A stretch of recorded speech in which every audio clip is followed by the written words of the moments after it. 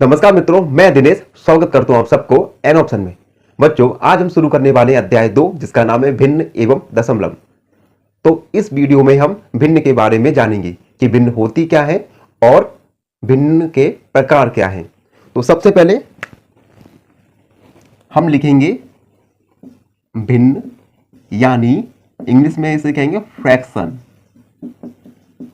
Fraction तो भिन्न या फ्रैक्शन होता क्या है, उससे पहले हम कुछ बातों को रिकॉल करने वाले हैं। जैसे कक्षा 6 में आप पढ़ चुके हैं प्राकृत संख्याएं और पूर्ण संख्याओं के बारे में। प्राकृत संख्याएं जिन्हें हम गिनने वाली संख्याएं कहते हैं, इनकी शुरुआत 1, 2, 3 से होते हुए जहां तक आप गिन सके। वहीं पूर्ण संख्याओं की शुरुआत 0 से होती है। तो पूर्ण संख्याएं 0 से प्रारंभ होकर 1, 2, 3, 4 जहां तक आप गिन सके। उसके बाद कक्षा 7 के अध्याय 1 में हमने इंटीजर्स यानी पूर्णांकों के बारे में पढ़ा। पूर्णांकों में धनात्मक पूर्णांक और ऋणात्मक पूर्णांक आते हैं। और अध्याय 2 में हम पढ़ने वाले हैं भिन्न के बारे में। तो भिन्न या फ्रैक्शन होता क्या है।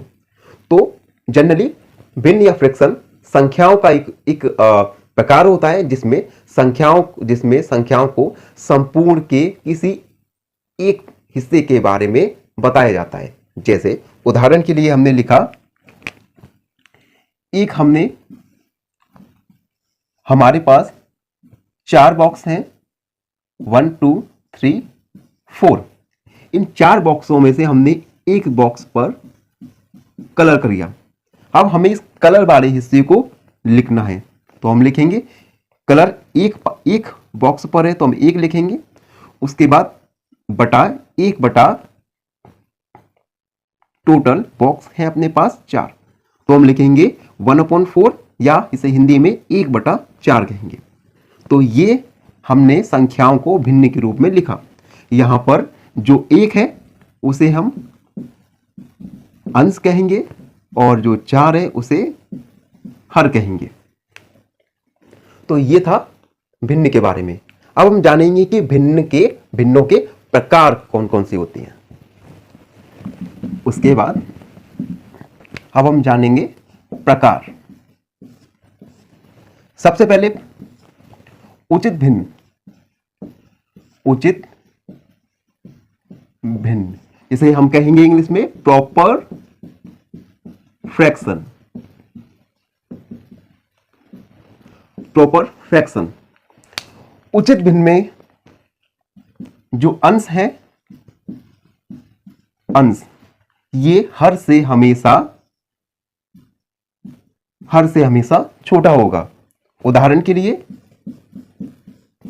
हमने लिखा 2/3 या 2/3 और 5/7 और 6/10। इसमें हर अंश हमेशा हर से छोटा होगा। यहां पे 2 छोटा है 3 से, 5 छोटा है 7 से और 6 छोटा है 10 से। तो ये इस प्रकार के भिन्न को हम कहेंगे उचित यानी प्रॉपर फ्रैक्शन। उसके बाद सेकंड प्रकार आता है। सेकंड प्रकार आएगा दूसरा, जिसे अनुचित या विषम भिन्न कहते हैं। विषम भिन्न और इंग्लिश में इम्प्रॉपर फ्रैक्शन। तो अनुचित भिन्न क्या है। अनुचित भिन्न में जो अंश होगा वो हर से बराबर या बड़ा होगा। जैसे उदाहरण के लिए हमने लिखा 5/5 और 7/5। इन दोनों उदाहरणों में अंश या तो हर से बराबर है और दूसरे उदाहरण में जो अंश है वो हर से बड़ा है। तो जब अंश हर से बराबर या बड़ा होता है तो हम उसे अनुचित या विषम भिन्न कहते हैं। सबको समझ आया? ठीक। और उसके बाद तीसरा प्रकार है मिश्रित भिन्न। तीसरा प्रकार मिश्रित भिन्न, जिसे इंग्लिश में मिक्स्ड फ्रैक्शन भी कहते हैं। अब ये मिक्स्ड भिन्न क्या है? जैसे मिक्स्ड भिन्न में एक मिश्र भिन्न में एक पूर्ण संख्या होगी और एक उचित भिन्न होगी। उचित भिन्न होगी।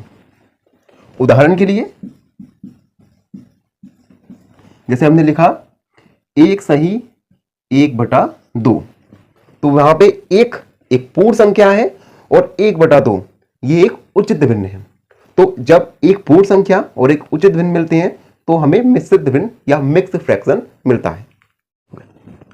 नमस्कार मित्रों, मैं दिनेश स्वागत करता हूं आप सबको एन ऑप्शन में। बच्चों, आज हम पढ़ेंगे प्रश्न नंबर 2.1 का प्रश्न नंबर 1 जो है हल कीजिए। पहला जिसे हम हल करेंगे 2 - 3/5, तो हम इसे हल करेंगे। तो सबसे पहले 2, अगर 2 इसके बटे में हम 1 को लिख सकते हैं -3/5।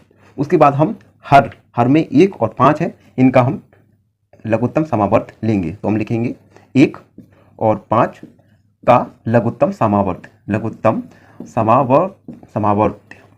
कितना आएगा? तो हम ये रफ कार्य करेंगे। 1 और 5 का लघुत्तम समावर्त निकालेंगे। सबसे पहले सबसे छोटी संख्या से अंक से शुरू करेंगे। 1 में 5 का भाग जाएगा 5 बार। उसके बाद 2, अब देखो 2 का भाग दे सकते हैं लेकिन 5 में नहीं जाएगा। उसके बाद 3 का भाग भी नहीं जाएगा, 4 का भी नहीं, और 5 का 5 एकम 5, अर्थात 1 × 5 = 5। यानी 1 और 5 का लघुत्तम समावर्त आया 5। उसके बाद इसे हम 5 को हर में लिखेंगे। अब 1 का हम भाग करेंगे 5 में, 5 बार जाएगा। उस 5 का 2 के साथ हम गुणा करेंगे और माइनस है तो माइनस का निशान लगाया। उसके बाद 5 का 5 में भाग देंगे, 5 एकम 5 एक बार। उस 1 का 3 के साथ गुणा करेंगे। उसके बाद 5 दूनी 10 - 3 एकम 3, तो ये आएगा। 10 में से 3 को हम घटाएंगे तो 7/5। तो ये था। आगे हम हल करने वाले हैं दूसरा वाला जो है 4 + 7/8। इसको हम हल करेंगे। सबसे पहले 4 बटा हम 1 लिख सकते हैं, उसके बाद प्लस 7/8। उसके बाद हम 1 और 8 का लघुत्तम समावर्त निकालेंगे। तो रफ में अब निकालेंगे 1 और 8 का।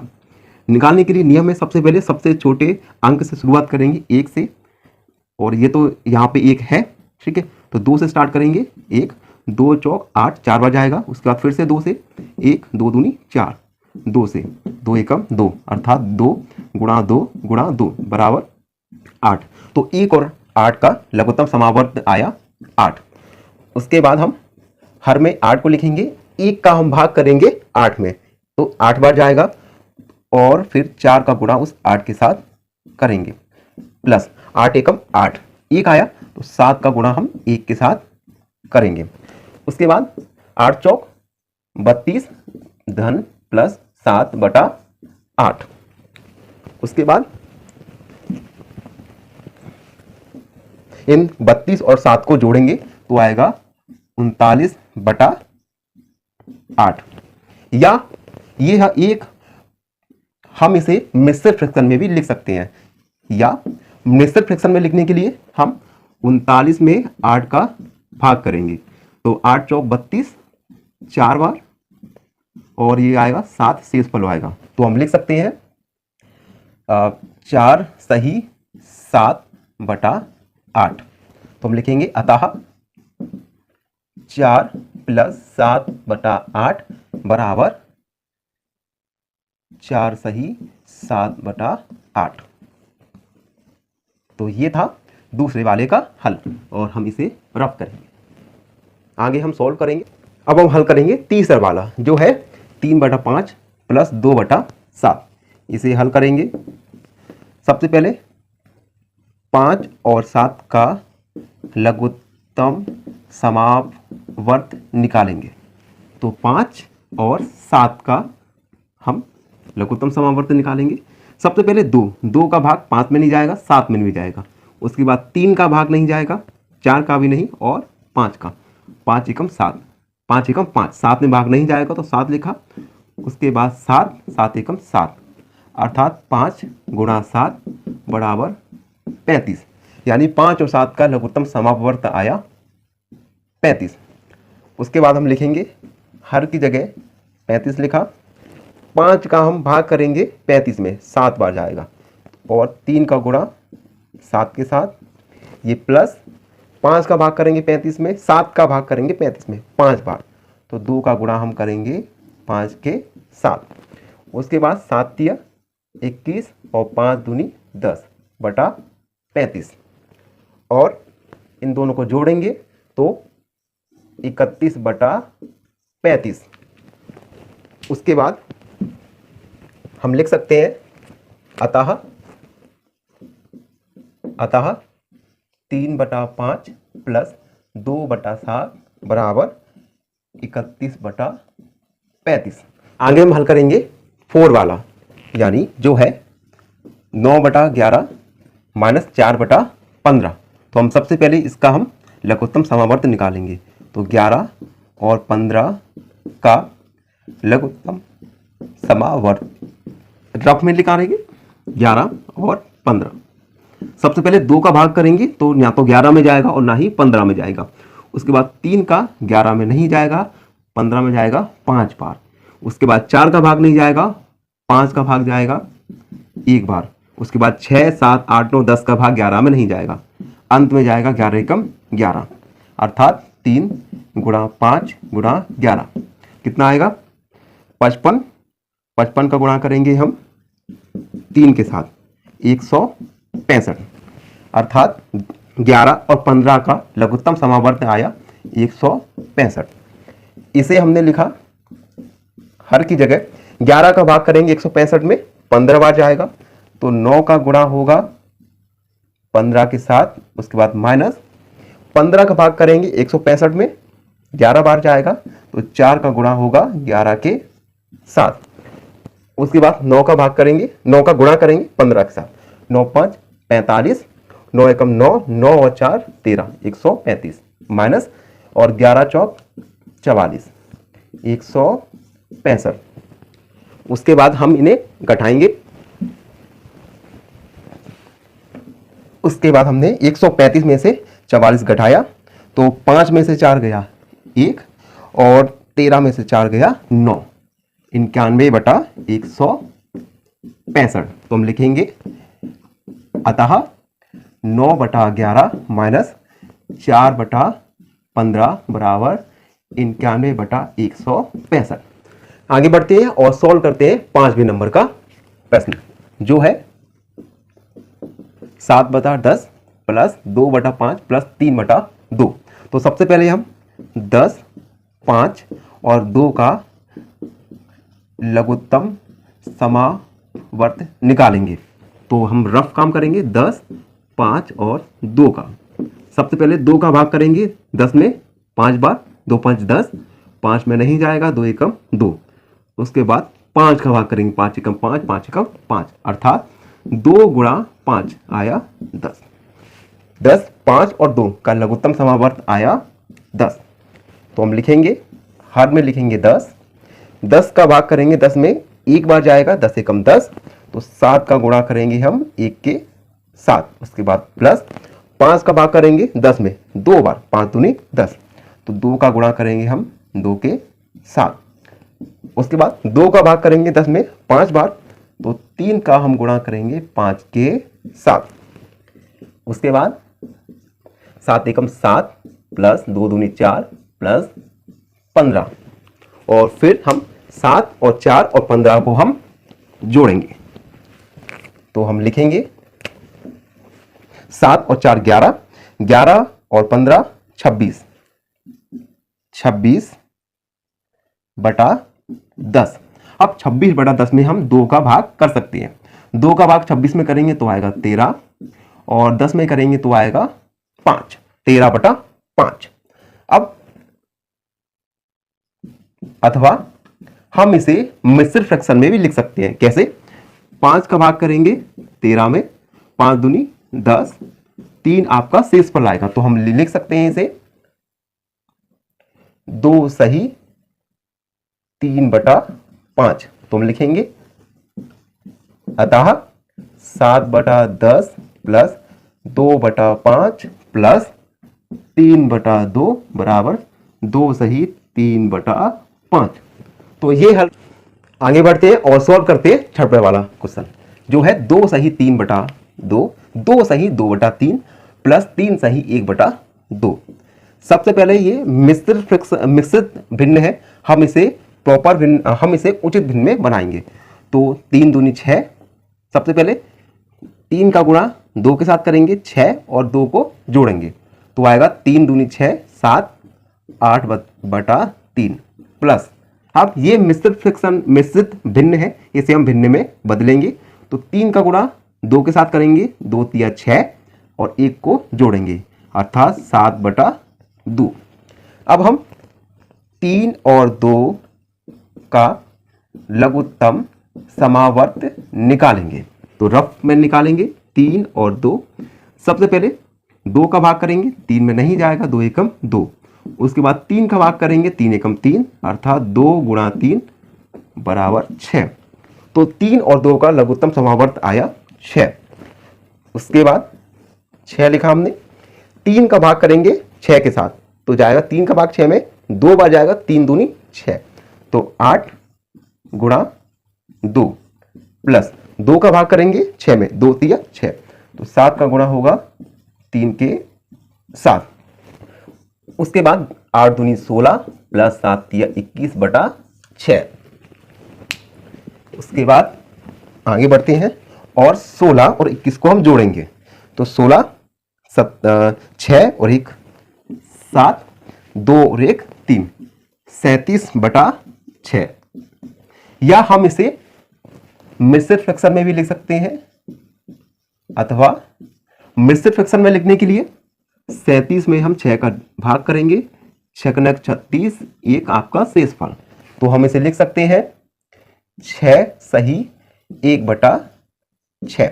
तो हम लिखेंगे अतः 2 सही 2/3 प्लस 3 सही 1/2 बराबर 6 सही 1/6। तो ये था 6वें नंबर का हल। और हल करते हैं 7वें नंबर का प्रश्न, जो है 8 सही 1/2 माइनस 3 सही 5/8। इसका हमें मान निकालना है। तो सबसे पहले ये मिश्रित भिन्न है, इसे हम भिन्न में बदलेंगे। तो सबसे पहले कैसे बदलेंगे, 2 का गुणा करेंगे 8 के साथ, 2 8 16 और 1 को जोड़ देंगे तो आएगा 17/2। इसी प्रकार 8 का गुणा करेंगे 3 के साथ, 24 और 5 को जोड़ेंगे, 24 और 5 29/8 और फिर 2 और 8 का लघुत्तम समापवर्त निकालेंगे। तो 2 और 8 का लघुत्तम समापवर्त निकालेंगे, 2 एकम 2, 2 चौक 8, 2 दूनी 4, 2 एकम 2 अर्थात 2 गुणा 2 गुणा 2, 2 दूनी 4, 4 दूनी 8। तो इसका लघुत्तम समापवर्त आया 8। उसके बाद हमने 8 को लिखा, 2 का भाग करेंगे 8 में, 2 चौक 8 4 बार, उस 4 का गुणा हम करेंगे 17 के 7 माइनस 8 का भाग करेंगे 8 बार, 1 बार जाएगा तो 29 में गुणा करेंगे हम 1 का। उसके बाद 8 लिखा हमने, गुणा करेंगे 4 6 24 7 28, 2 हासिल 4 एकम 5 और 1 6 माइनस 29 का 1 के साथ करेंगे तो आएगा 29। उसके बाद हम इसे घटाएंगे, 68 में से 9 मतलब 18 में से 9 घटाया 9 और 5 में से 2 घटाया 3, 39/8। अथवा हम इसे मिक्स भिन्न में भी लिखेंगे, बदलने के लिए 39 में 8 का भाग करेंगे, 8 चौक 32 4 बार और इसमें घटाएंगे तो आएगा 7।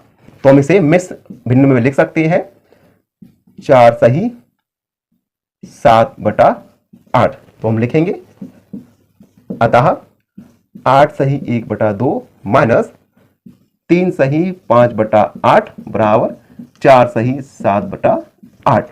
तो इस प्रकार हमने प्रश्न नंबर 1 को पूरा हल कर चुके हैं। आगे के वीडियोस में हम हल करेंगे प्रश्न नंबर 2 को। और जो हमारे चैनल पर नए हैं, हमारे चैनल को मैं दिनेश स्वागत करता हूं आप सबका एन ऑप्शन में। बच्चों, आज हम पढ़ने वाले प्रश्नावली 2.1 का प्रश्न नंबर 2, जिसमें आपको अवरोही क्रम यानी घटते क्रम में लिखना है। अवरोही क्रम माने घटते क्रम, मतलब सबसे पहले सबसे बड़ी संख्या को लिखेंगे, उसके बाद उससे छोटी और उससे बाद उससे छोटी। एग्जाम्पल उदाहरण के लिए मैंने लिया, जैसे हमने 2 7 9, इसको हमें अवरोही क्रम में लिखना है। अवरोही या घटते क्रम में हमें लिखना है। तो सबसे पहले सबसे बड़ी संख्या लिखेंगे, उसके बाद उससे छोटी संख्या और उसके बाद उससे छोटी संख्या। तो ये मैंने उदाहरण देके आपको समझाया। तो हम इस प्रश्न में अवरोही क्रम में भिन्न को अवरोही क्रम में लिखेंगे। अब भिन्न को अवरोही क्रम में लिखने के लिए हमें इनके हर को एक समान बनाना पड़ेगा। तो उसके लिए हमें तीनों का लघुत्तम समावर्त निकालना पड़ेगा। तो हम लिखेंगे 9, 3 और 21 का लघुत्तम समापवर्त। तो हम ये रफ में निकालेंगे 9, 3 और 21। 2 का भाग नहीं जाएगा। सबसे पहले 3 का, 3 3 का 9, 3 27, उसके बाद 3 का, 3 एकम 3, उसके बाद 7 का। तो आएगा 3 गुणा 3 गुणा 7। तो 3 3 का 9, 9 गुणा 7 63। यानी इनका 9, 3 और 21 इनका लघुत्तम समावर्त आया 63। उसके बाद हम एक एक करके सभी भिन्नों को लिखेंगे। 2/9 हमें हर को एक समान बनाना है। तो 2/9, 9 में हम कितने संख्या का गुणा करें कि 63 आ जाए। तो 9 एकम 9, 9 दूनी 18।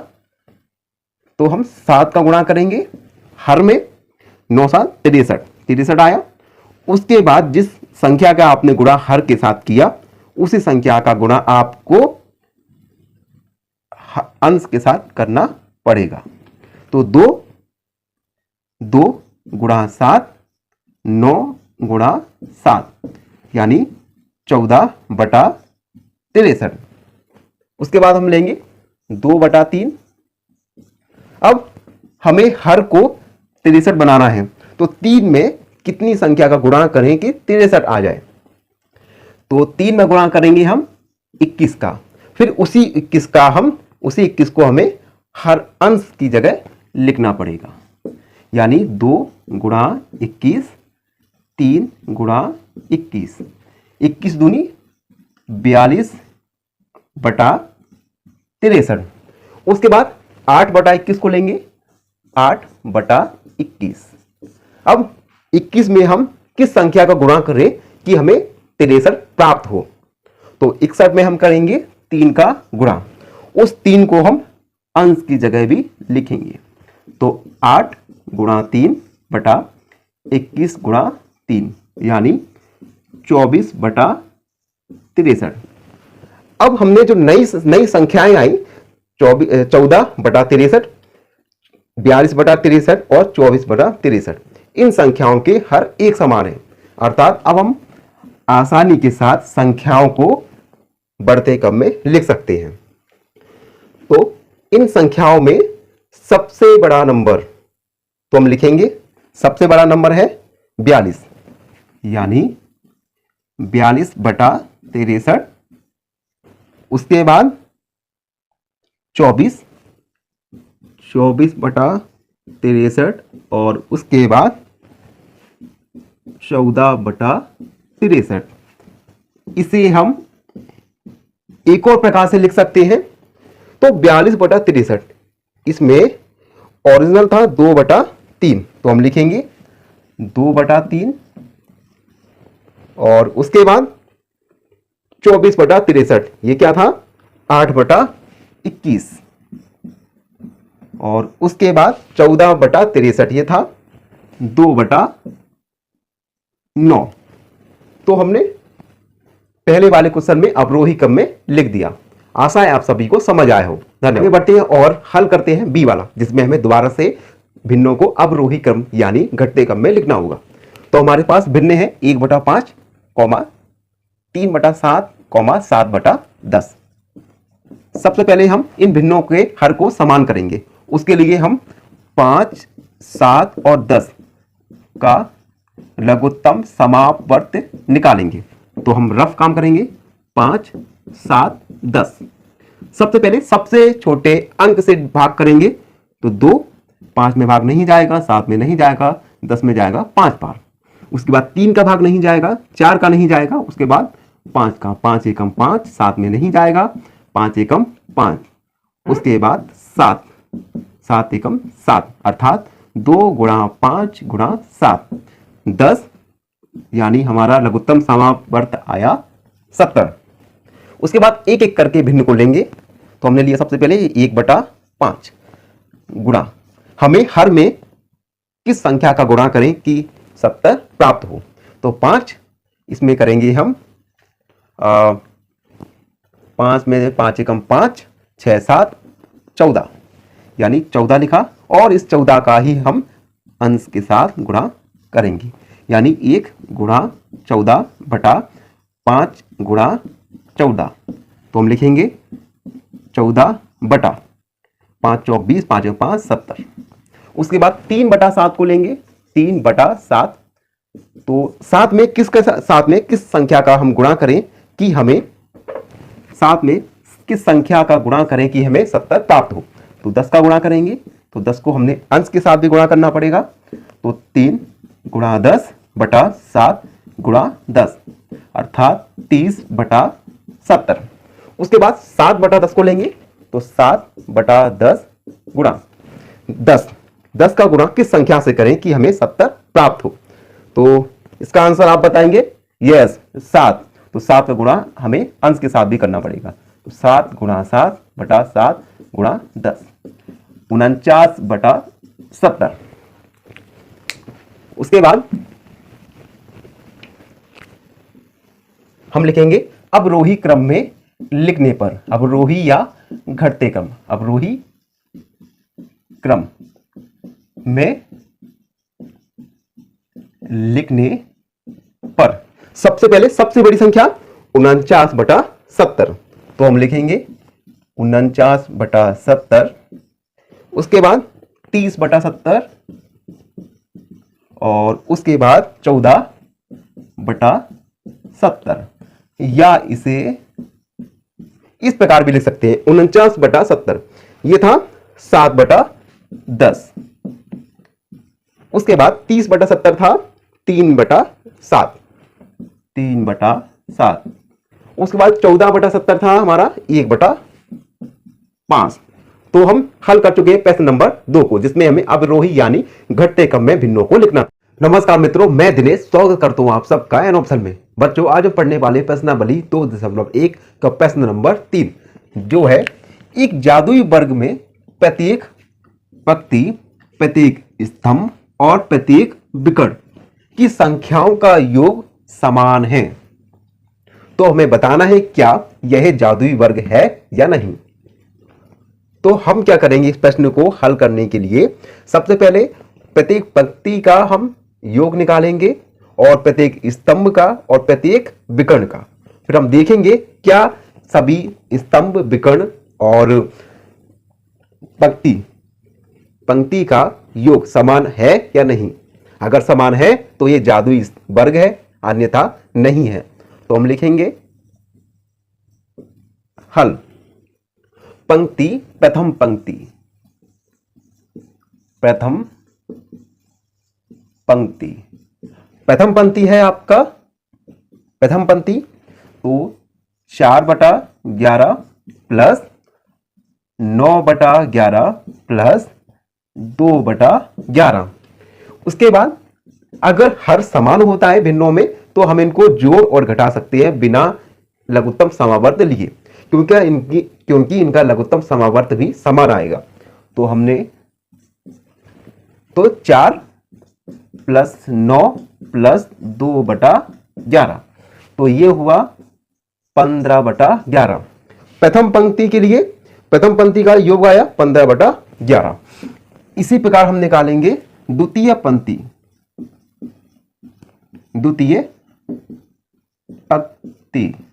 द्वितीय पंक्ति में है 3/11, तो हम लिखेंगे 3/11 प्लस 5/11 और 7/11, 5/11 और 7/11। हमने 3 प्लस 5 प्लस 7, 3 और 5 को जोड़े 8, 8 और 7 15/11। उसके बाद तृतीय पंक्ति, तृतीय पंक्ति, तृतीय पंक्ति है, ये दूसरी थी 8/11, तो हम लिखेंगे 8/11 प्लस 1/11 प्लस 6/11। तो हम इनको जोड़ेंगे 8 प्लस 1 प्लस 6, ये भी आया 15/11। हम देख चुके हैं कि सभी पंक्तियों का योग 15/11 है। इसी प्रकार हम प्रत्येक स्तंभ का योग निकालेंगे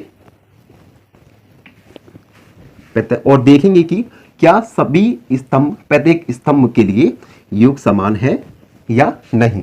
तो ये था हमारा। अब हम स्तंभ निकालेंगे। तो प्रथम स्तंभ ये, दूसरा ये और तृतीय स्तंभ ये। तो हम लिखेंगे प्रथम स्तंभ, प्रथम स्तंभ, प्रथम स्तंभ है 4/11 प्लस 3/11 प्लस 8/11, 8/11। उसके बाद 4 प्लस 3 प्लस 8, 4 और 3 7, ये भी आया 15/11।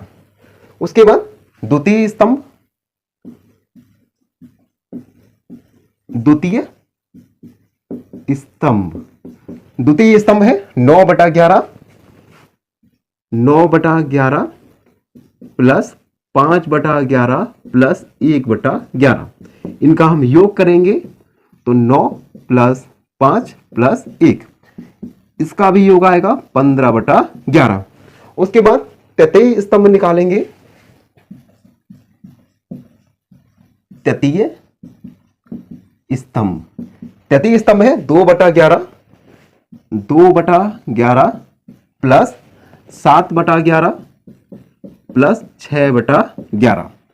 उसके बाद हम 2 प्लस 7 प्लस 6, इसका योग निकालेंगे तो आएगा 15/11। तो हमने सभी प्रत्येक स्तंभ का हमने योग निकाला, जो आया एक समान 15/11। तो प्रत्येक पंक्ति का योग 15/11 आया और प्रत्येक स्तंभ का योग आया 15/11। अब हम विकर्ण का योग निकालेंगे, विकर्ण का योग निकालेंगे और देखेंगे क्या एक समान है या नहीं। तो हम लिखेंगे प्रथम विकर्ण। अब देखो विकर्ण क्या होगा, पहला विकर्ण होगा ये वाला तिरछा वाला, तो ये आएगा 4/11 प्लस 5/11 प्लस 6/11। इनका हम योग करेंगे 4 प्लस 5 प्लस 6, इसका योग आएगा 15/11। उसके बाद द्वितीय स्तंभ होगा 2/11, 5/11 और 8/11। हम लिखेंगे द्वितीय विकर्ण। द्वितीय विकर्ण में आएगा 2/11, 5/11, 2/11 प्लस 5/11 और 8/11। इनका हम योग करेंगे 2 प्लस 5 प्लस 8, तो ये भी आएगा 15/11। तो अब हम निकाल चुके हैं सभी विकर्ण। प्रत्येक पंक्ति, प्रत्येक पंक्ति बराबर है प्रत्येक स्तंभ के और प्रत्येक विकर्ण के। तो हम लिखेंगे अतः यह एक जादुई वर्ग है, वर्ग है। तो इस प्रकार से हमने सिद्ध किया कि दिया हुआ वर्ग एक जादुई वर्ग है। तो आशा है आप सबको समझ आए हो। मिलते हैं अगले वीडियोस में। मित्रों, मैं दिनेश स्वागत करता हूं आप सबको एन ऑप्शन में। बच्चों, आज हम पढ़ने वाले हैं प्रश्नावली 2.1 का प्रश्न नंबर 4, जो है एक आयताकार यानी रेक्टेंगुलर कागज की लंबाई 12 सही 1/2 सेंटीमीटर और चौड़ाई 10 सही 2/3 सेंटीमीटर है। कागज का परिमाप हमें ज्ञात करना है। तो ये कागज है रेक्टेंगुलर है, रेक्टेंगुलर यानी आयताकार है। आयताकार में क्या होता है, आमने सामने की भुजाएं बराबर होती हैं। तो इसकी लंबाई है 12 सही 1/2 और चौड़ाई है 10 सही 2/3। तो हम लिखेंगे आयताकार कागज की लंबाई, आयताकार कागज की लंबाई, कागज की लंबाई है 12 सही 1/2। इसे हम भिन्न में लिखेंगे। तो 2 का गुणा करेंगे 12 में, 24 और 1 को जोड़ेंगे यानी 25/2 सेंटीमीटर। उसके बाद लिखेंगे हम आयताकार कागज की चौड़ाई, कागज की चौड़ाई कितना है 10 सही 2/3 सेंटीमीटर। इसे भिन्न में लिखेंगे तो 3 का गुणा करेंगे 10 में, 30, 32/3 सेंटीमीटर। उसके बाद हमें इस आयताकार कागज का परिमाप निकालना है। तो हम लिखेंगे, सूत्र लिखेंगे, आयत का परिमाप। आयत का परिमाप होता है 2 ब्रैकेट लंबाई धन चौड़ाई। उसके बाद 2 लिखा, लंबाई है 25/2 प्लस चौड़ाई है 32/3। तो 2 और 3 का लघुत्तम समावर्त आएगा 6। 2 का गुणा करेंगे, 2 का भाग करें देंगे 6 में, तो 2 तिया 6। तो 25 का गुणा करेंगे हम 3 में और प्लस 3, 3 दूनी 6 और 32 का गुणा करेंगे हम 2 में। उसके बाद 2, 25 का गुणा 3 में किया 75, 32 दूनी 64/6। उसके बाद 2, इन दोनों को हमने जोड़ा, 5 और 4 9, 7 और 6 13, 139/6। उसके बाद थोड़ा हम रफ करेंगे तो हमारा वैल्यू आया 2 गुणा 139/6। तो 2 का भाग देंगे 6 में, तो आएगा 139/3 सेंटीमीटर। तो हम लिखेंगे अतः कागज का परिमाप, कागज का परिमाप बराबर 139/3 सेंटीमीटर। तो ये था प्रश्न नंबर 4 का। मित्रों, मैं दिनेश स्वागत करता हूं आप सबका एन ऑप्शन में। बच्चों, आज हम हल करने वाले हैं प्रश्नावली 2.1 का प्रश्न नंबर 5, जो है दी हुई आकृति में त्रिभुज ABE और आयत BCDE का परिमाप ज्ञात कीजिए और किसका परिमाप ज्यादा है।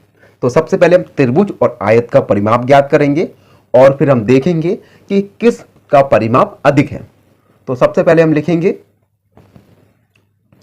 तो हम हल करते हैं यहां से।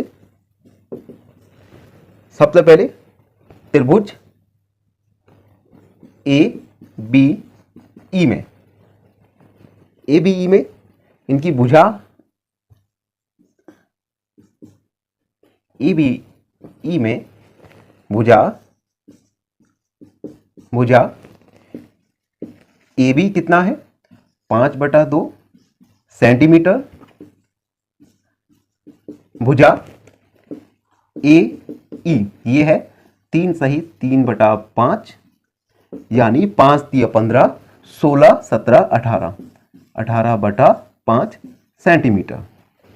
और एक और भुजा है भुजा बी और ई ये है 2 सही 3/4 यानी 4 दूनी 8 9 10 11/4 सेंटीमीटर। उसके बाद हम त्रिभुज ए बी ई का परिमाप, त्रिभुज का परिमाप होता है तीनों भुजाओं का योग। तो हम लिखेंगे तीनों भुजाओं का योग। तीनों भुजाएं, पहली भुजा 5/2 प्लस 18/5 प्लस 11/4। तो हम इन सब का योग करने के लिए सबसे पहले हम लघुत्तम समावर्त निकालेंगे। तो 2 5 4 का लघुत्तम समावर्त कितना हुआ, रफ में निकालेंगे हम 2 5 4, 2 का भाग जाएगा एक बार, 2 दूनी 4, उसके बाद 5 में नहीं जाएगा, 2 एकम 2, उसके बाद 5 में जाएगा 5 एकम 5, 2 × 5 × 2 10 यानी 20, 2 5 4 इनका लघुत्तम समावर्त आएगा 20। उसके बाद हम इन तीनों संख्याओं को जोड़ेंगे तो 20 हो गया। अब 2 का भाग देंगे 20 में तो जाएगा 10 बार यानी 5 × 10 प्लस 5 का भाग देंगे 20 में तो 5 चौक 20, 4 बार जाएगा यानी 18 × 4 प्लस 4 का भाग देंगे 20 में 5 बार जाएगा यानी 11 × 5। उसके बाद 5 का गुणा 10 से करेंगे 50, 8 का 18 का गुणा करेंगे 4 में, 4 8 32, 4 एकम 4, 5 6 7 और 11 का गुणा करेंगे 5 में 55। उसके बाद हम इनको जोड़ेंगे तो 5 6 7, 5 5 10 और 7 17, 177/20 सेंटीमीटर। तो त्रिभुज का परिमाप आया 177/20 सेंटीमीटर। आगे हम आयत का परिमाप निकालेंगे, उससे पहले ये मैं रफ करता हूं। तो ये हमने निकाला था त्रिभुज का परिमाप। आगे हम आयत का परिमाप निकालते हैं और फिर देखेंगे कि किसका परिमाप अधिक आया। तो हम लिखेंगे आयत BCDE में लंबाई क्या है, लंबाई 2 सही 3/4, लंबाई 2 सही 3/4, इसी हम भिन्न में बदलेंगे 4 दूनी 8, 9 10 11/4 सेंटीमीटर। उसके बाद चौड़ाई होगा 7/6 सेंटीमीटर। अब हम लिखेंगे आयत का परिमाप, आयत का परिमाप। तो इससे पहले प्रश्न में हम जान चुके हैं आयत का परिमाप होता है 2 ब्रैकेट लंबाई प्लस चौड़ाई। तो हम वैल्यू को रखेंगे, लंबाई है 11/4 सेंटीमीटर, 11/4, चौड़ाई है 7/6 सेंटीमीटर, 7/6 सेंटीमीटर। 4 और 6 का हम लघुत्तम समावर्त निकालेंगे। तो अब हम रफ काम करेंगे, 2 3 2 3 और 3 यानी 3 दूनी 6 दूनी 12। तो 4 और 6 का लघुत्तम समावर्त आया 12। उसके बाद 4 का भाग देंगे 12 में, 3 बार जाएगा तो 11 गुणा 3। उसके बाद प्लस 6 का भाग देंगे 12 में 2 बार, यानी 7 गुणा 2। उसके बाद 2, 11 का गुणा 3 में करेंगे 33, 7 का गुणा 2 में करेंगे 14 बटा 12। उसके बाद हम जोड़ेंगे 4, 5, 6, 7 और 3 और 1 4 बटा 12, 47 बटा 12। उसके बाद 2 का भाग देंगे 12 में तो आएगा 47 बटा 6 सेंटीमीटर। तो त्रिभुज का परिमाप आया था। उसके बाद हमने त्रिभुज का परिमाप निकाला और आयत का परिमाप निकाला। अब हमें क्वेश्चन में पूछा गया है किसका परिमाप अधिक है, त्रिभुज का या आयत का। तो उसके लिए हमें दोनों परिमापों का तुलना करना पड़ेगी, 47 बटा 6। अब इन दोनों की तुलना करने के लिए कि त्रिभुज का परिमाप अधिक है या आयत का, इसके लिए हमें इन दोनों संख्याओं के हर को बराबर करना पड़ेगा। उसके लिए हम 20 और 6 का लघुत्तम समावर्त निकालेंगे, जो आएगा ये 3, उसके बाद 2, 2 5 10, उसके बाद 3 का भाग करेंगे, 3 एकम 3, 5 का करेंगे 5 एकम 5। इन सब का गुणा करेंगे तो आएगा 60, यानी लघुत्तम समावर्त आएगा 60। तो 177 बटा 20। अब हमें हर को 60 में बनाना है, तो हम 20 में 3 का गुणा करेंगे और 3 का अंश में भी करेंगे, तो ये आएगा 3 का गुणा करेंगे 60 हो गया। अब 3 का गुणा 77 में करेंगे, 177 में 21, 21, 22, 3 एकम 3, 4, 5, 521 बटा 60। उसके बाद 47 को लेंगे, 47 बटा 6। अब हम 6 में गुणा करेंगे एक संख्या का जिससे हमें 60 प्राप्त हो, तो वो होगा 10। ये आएगा 470 बटा 60। अब हम आसानी से देख सकते हैं कि 510 बटा 60 अधिक है, तो हम लिखेंगे चूंकि 521 बटा 60 अधिक है 470 बटा 60 से, यानी और 170 बटा 20 किसका था, त्रिभुज का। तो हम लिखेंगे अतः त्रिभुज का परिमाप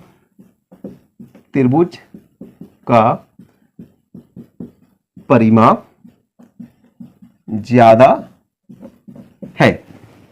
तो हमने हल किया प्रश्न नंबर 5 को। आशा है आप सबको समझ आयो। धन्यवाद मित्रों, मैं दिनेश स्वागत करता हूं आप सबका एन ऑप्शन में।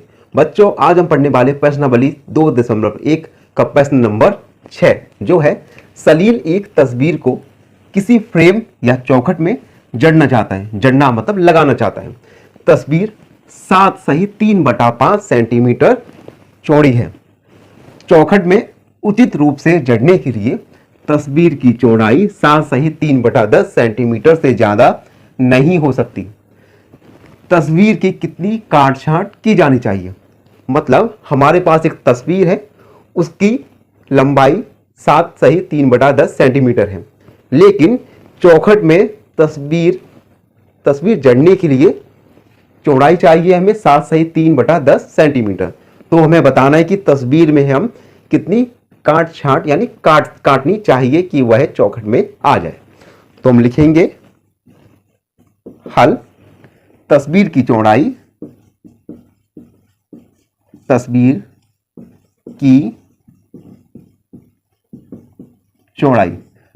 की चौड़ाई है 7 सही 3/5 सेंटीमीटर।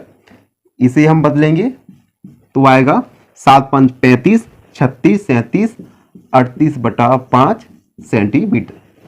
उसके बाद उचित रूप से जड़ने के लिए तस्वीर की चौड़ाई,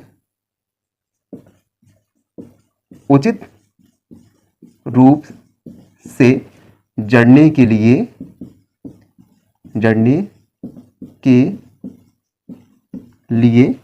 चौड़ाई या तस्वीर की चौड़ाई कितनी है 7 सही 3/10 सेंटीमीटर। इसे भिन्न में बदलेंगे 70, 73/10 सेंटीमीटर।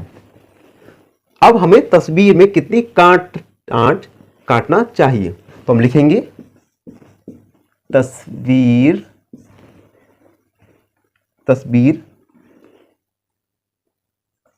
की काट छाट कितनी करनी पड़ेगी, तो हम लिखेंगे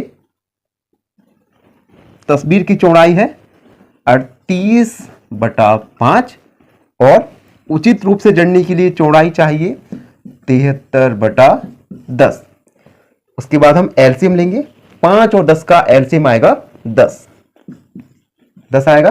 5 का भाग कर देंगे 10 में 2 बार, यानी 38 गुणा 2 माइनस 10 का भाग 10 में 1 बार, 73 गुणा 1। उसके बाद 38 का 2 से गुणा करेंगे तो 2 8 16 और 2 3 6 और 1 7 माइनस 73/10। उसके बाद आगे सॉल्व करती है, 76 में से 73 को घटाएंगे तो आएगा 3/10 सेंटीमीटर। तो हम लिखेंगे अतः आवश्यक लंबाई 3/10 सेंटीमीटर। अर्थात हमें 3/10 सेंटीमीटर की लंबाई को तस्वीर से काटना पड़ेगा। तो ये था प्रश्न नंबर 6। तो धन्यवाद, मिलते हैं अगली वीडियोस में। नमस्कार मित्रों, मैं दिनेश स्वागत करता हूं आप सबका एनऑप्शन में। आज हम पढ़ने वाले हैं प्रश्न नंबर 7, जो है ऋतु ने एक सेब का 3/5 भाग खाया और शेष भाग उसके भाई सोमू ने खाया। सेब का कितना भाग सोमू ने खाया, किसका हिस्सा ज्यादा था और कितना ज्यादा था। तो एक सेब था, सेब का 3/5 भाग ऋतु ने खाया और उसके भाई ने बचा हुआ सेब खाया। तो पहला क्वेश्चन है सेब का कितना भाग सोमू ने खाया। दूसरा प्रश्न है किसका हिस्सा ज्यादा था, मतलब किसने ज्यादा सेब खाया। और तीसरा कितना ज्यादा था और कितना ज्यादा खाया। तो हम इसे हल करेंगे।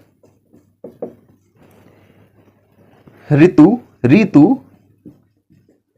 द्वारा खाया गया भाग, ऋतु द्वारा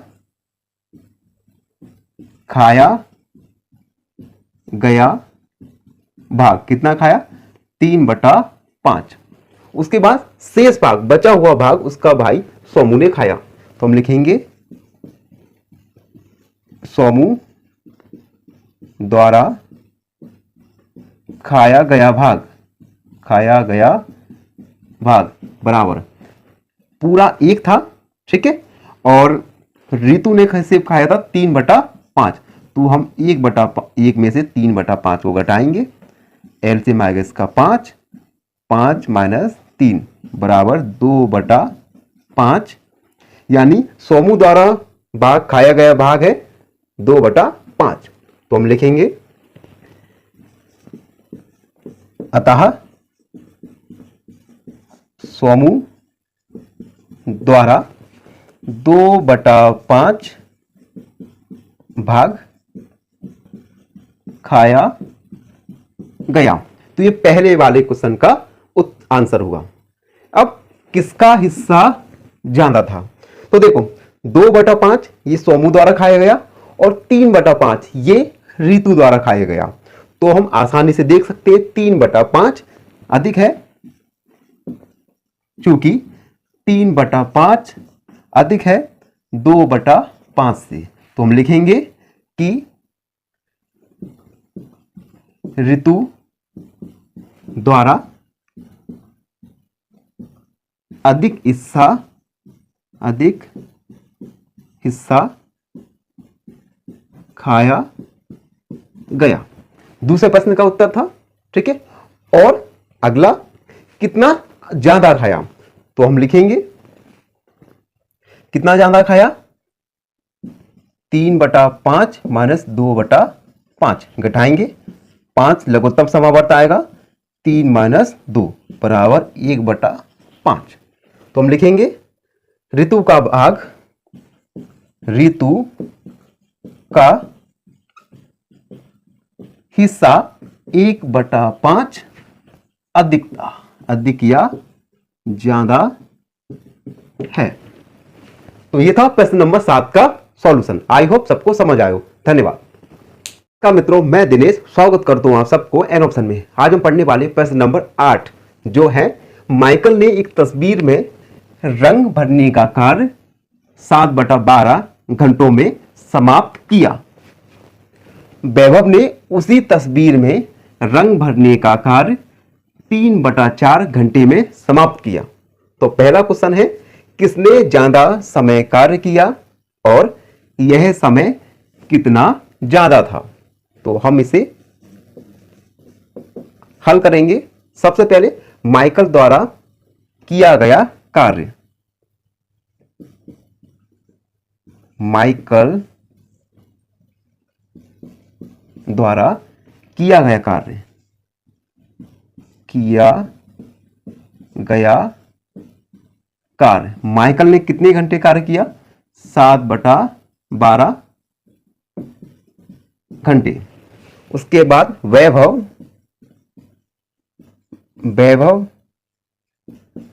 द्वारा किया गया कार्य, किया गया कार्य। वैभव ने उसी तस्वीर में रंग भरा था 3/4 घंटे में।